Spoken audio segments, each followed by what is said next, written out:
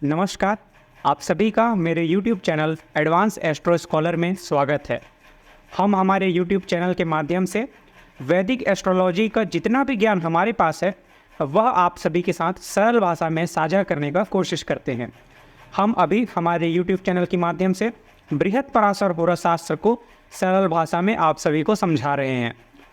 बृहत्पराशर होरा शास्त्र वैदिक एस्ट्रोलॉजी से जुड़ी सबसे पहली लिखी पुस्तकों में से एक है।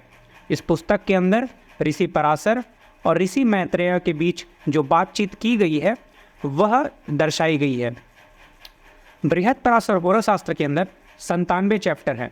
97 चैप्टर में जो पहले के 2 चैप्टर हैं यानी कि चैप्टर नंबर 1 और चैप्टर नंबर 2, उसमें वैदिक एस्ट्रोलॉजी का स्पिरिचुअल साइड बताया गया है। हमने अभी तक पहला चैप्टर और दूसरा चैप्टर इसीलिए कवर नहीं किया है।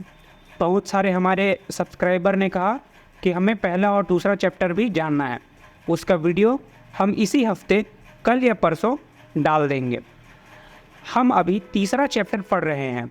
तीसरे चैप्टर के अंदर 74 श्लोक हैं। 74 श्लोक में से हमने 30 श्लोकों के मतलब हमारे पिछली 3 वीडियो में समझा दिए हैं। आज हम श्लोक नंबर 31 से आगे बढ़ेंगे। चलिए वीडियो शुरू करते हैं और देखते हैं कि आगे के चैप्टर्स में, आगे के श्लोक में बृहत्पराशर होरा शास्त्र हमें वैदिक एस्ट्रोलॉजी में क्या बताता है। श्लोक नंबर 31 में हमें यह पता चलता है कि इस इंसान के शरीर के अंदर वह कौन से सप्त धातु हैं जिन्हें 7 ग्रह कंट्रोल करते हैं। अभी बृहत्पराशर होरा शास्त्र में तीसरे चैप्टर में सिर्फ 7 ग्रहों की बात हो रही है। राहु और केतु के ऊपर फोकस नहीं किया गया है।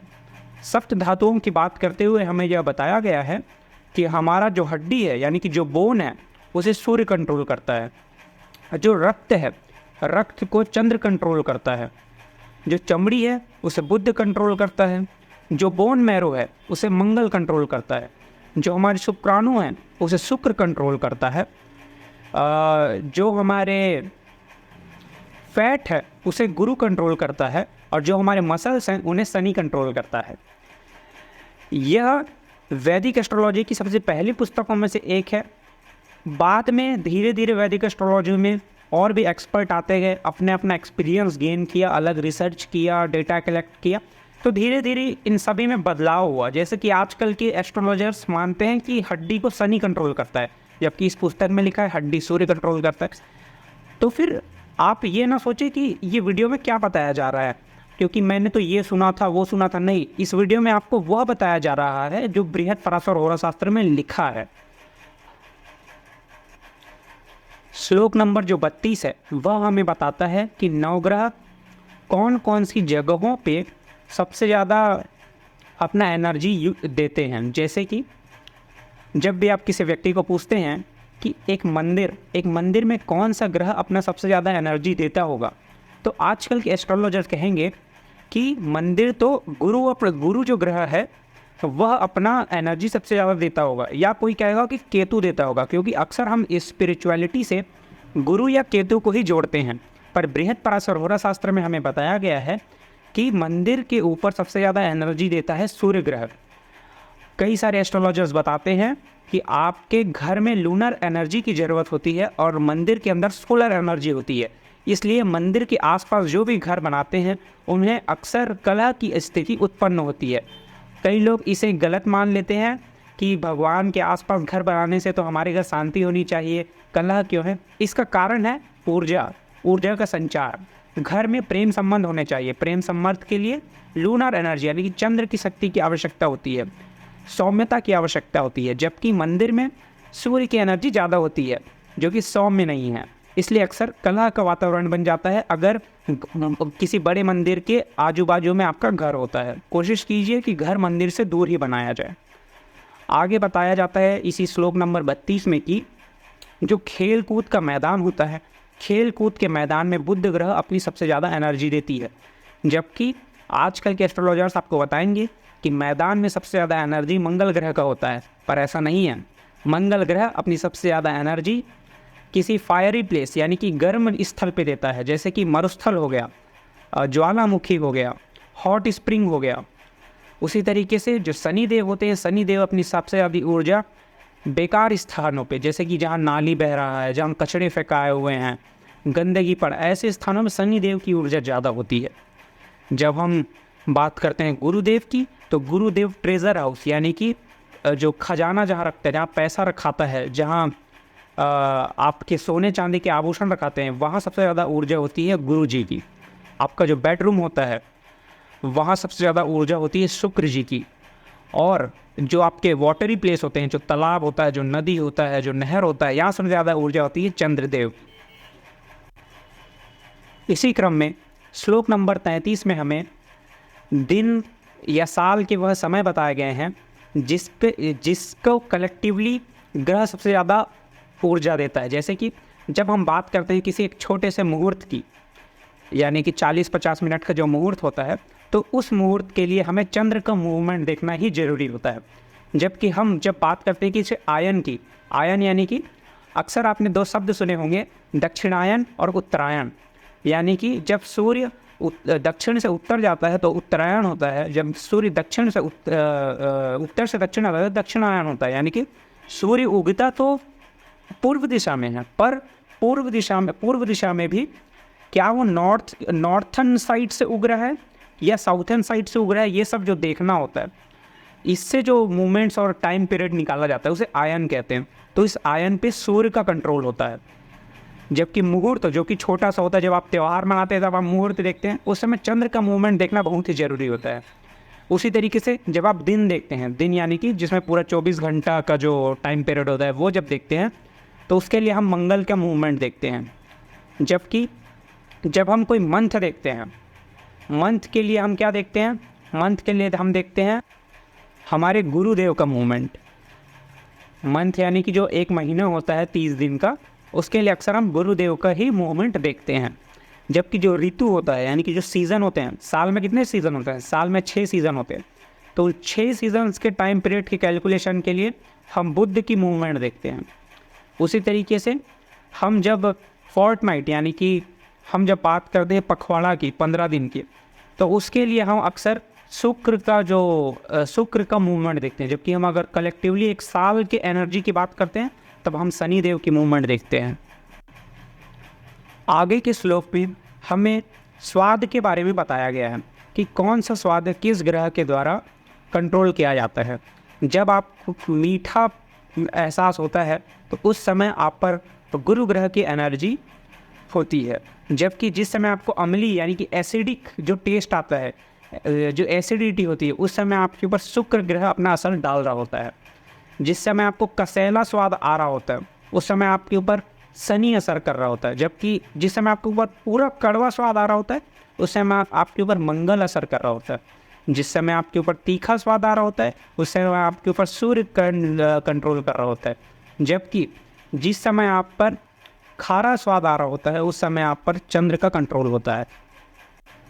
बुध ग्रह ही एक ऐसा ग्रह है जो इन सभी स्वादों का मिश्रित असर देता है, या आप ऐसा बोल सकते हैं कि जो खाद्य पदार्थ मिश्रित स्वाद देता है, यानी कि इस कसैला भी है, खट्टा मीठा, ये जो हम खाते खट्टे मीठी चीज़ें हैं जो मिक्स खाते हैं, गुपचुप खाने गए जिसमें हर तरह का स्वाद होता है, या भेल पूरी खा रहे हैं जिसमें खट्टी मीठी तीखी चटनी कड़वी चटनी सब डली हुई है, तो फिर वो अक्सर बुध से जुड़ा होता है। जब भी हम चटपटा चीज़ खाते हैं जिससे हमारा मन प्रफुल्लित हो जाता है वो बुध के जुड़ा खाद्य पदार्थ है। श्लोक नंबर 35 से लेकर 38 तक हमें ग्रहों के ताकतवर होने का समय और दिशा बताया जाता है। जैसे कि हमें बताया जाता है कि जो पश्चिम दिशा है, पश्चिम दिशा में शनि ग्रह सबसे पावरफुल था। यानी कि जब आप शनि भगवान को याद करते हैं तो पश्चिम दिशा में मुख करके उन्हें याद कीजिए। जबकि जब आप शुक्र की बात करते हैं या चंद्रमा की बात करते हैं तो आप उत्तर दिशा में देख के उन्हें याद करते हैं। जब आप सूर्य की बात करते हैं तो आप पूर्व दिशा में देखते हैं। जबकि आप जब मंगल की बात करते हैं तो आप दक्षिण दिशा देखते हैं। बुध और गुरु की बात करते हैं तो आप ईस्ट यानी कि पूर्व दिशा देखते हैं। और सूर्य की बात करते हैं या फिर जब आप मंगल की बात करते हैं तो आप साउथ यानी कि दक्षिण दिशा देखते हैं। उसी तरीके से रात्रि काल, दिन के समय, दोपहर के समय ऐसे भी बताया गया है कि किस समय कौन सा ग्रह ज़्यादा ताकतवर होता है। जैसे कि चंद्र, मंगल और शनि ग्रह यह रात के समय पावरफुल होते हैं। जो बुध ग्रह है वह रात और दिन दोनों के समय पावरफुल होता है। और शुरू के 3 और बुध ग्रह को अलग करके जो ग्रह बचे वह सभी दिन के समय पावरफुल होते हैं। जो बेनिफिक प्लैनेट्स होते हैं गुरु, शुक्र, बुध, ये सब जो बेनिफिक प्लैनेट्स हैं वह शुक्ल पक्ष के समय ज़्यादा शक्तिशाली होते हैं, जबकि कृष्ण पक्ष के समय जो मैलेफिक प्लैनेट्स हैं यानी कि मंगल हो गया, शनि हो गया, ये सब कृष्ण पक्ष के समय महीने में ज़्यादा पावरफुल होते हैं। कुछ समय पहले मैंने दक्षिणायन और उत्तरायण का भी जिक्र किया था। जब दक्षिणायन का समय होता है उस समय मैलेफिक प्लैनेट्स यानी कि शनि, मंगल ये सब पावरफुल होते हैं, जबकि उत्तरायण का जो समय होता है वो अक्सर बेनिफिक्स के लिए पावरफुल समय होता है।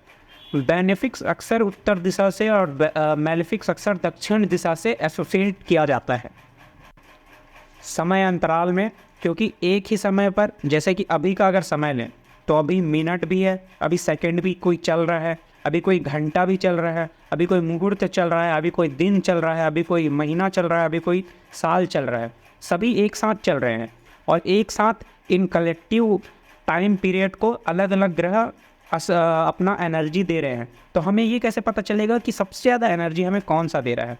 तो सबसे ज़्यादा एनर्जी हमें देता है वह सबसे छोटा टाइम पीरियड जो मैंने आपको कुछ समय पहले बताया। जैसे कि सबसे बड़ा टाइम पीरियड एक साल होता है, साल को शनि ग्रह कंट्रोल करता है।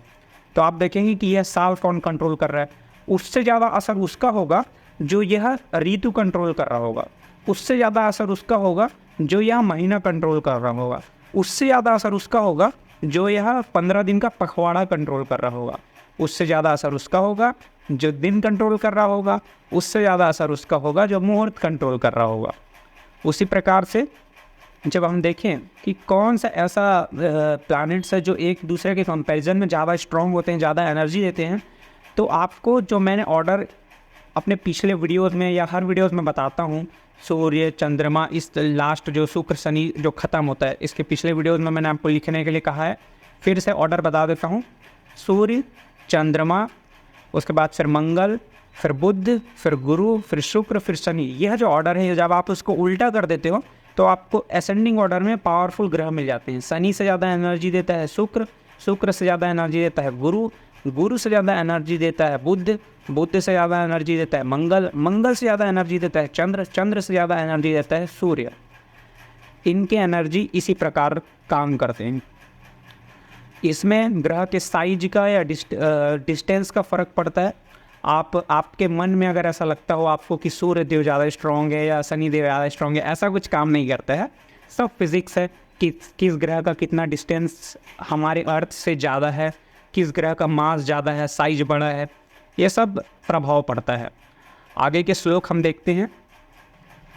जितने भी मोटे तने वाले पेड़ होते हैं यानी कि काम के पेड़ मतलब जिससे दरवाज़ा बनता है, जिससे पलंग बनते हैं, यह सभी जो पेड़ होते हैं इसे कंट्रोल करता है सूर्य।